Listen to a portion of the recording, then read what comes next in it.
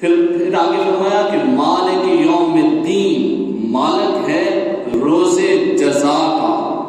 یہاں تفسیر میں مفسرین کرام نے یہ لکھا ہے کہ مالک یوم الدین، کہ یہاں اللہ رب العزت نے صرف قیامت والے دن کی تخصیص کیوں کی؟ صرف یہ کیوں کہا کہ قیامت والے دن کا مالک ہے؟ حالانکہ اللہ رب العزت تو دنیا کا بھی مالک ہے، دنیا کا بھی مالک ہے، خالق بھی ہے، رازق بھی ہے۔ تو یہاں اللہ رب العزت نے قیامت والے دن کی تخصیص کیوں کی؟ تو یہاں دو تفسیریں علماء نے لکھی۔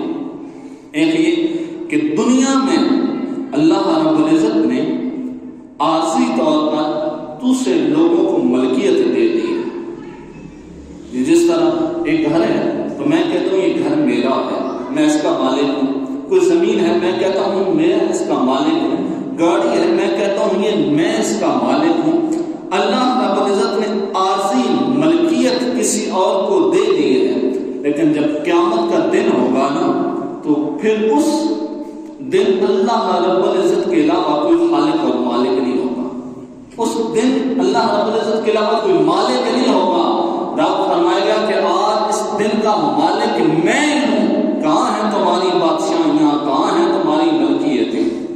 اور دوسری تفسیر علماء نے لکھی کہ بعض ایسے فرقے تھے کہ جن کا یہ عقیدہ تھا کہ اللہ رب العزت معاذ اللہ قیامت والے دن مجبور ہے۔ کیسے؟ کہ جس نے نیک کام کیے وہ اسے کیا کرے گا؟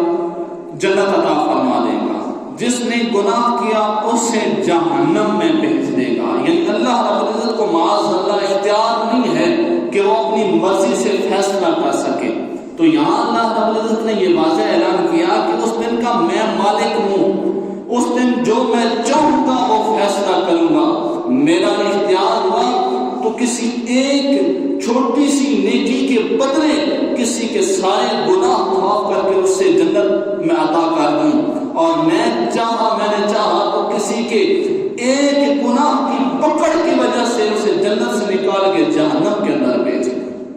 یعنی اس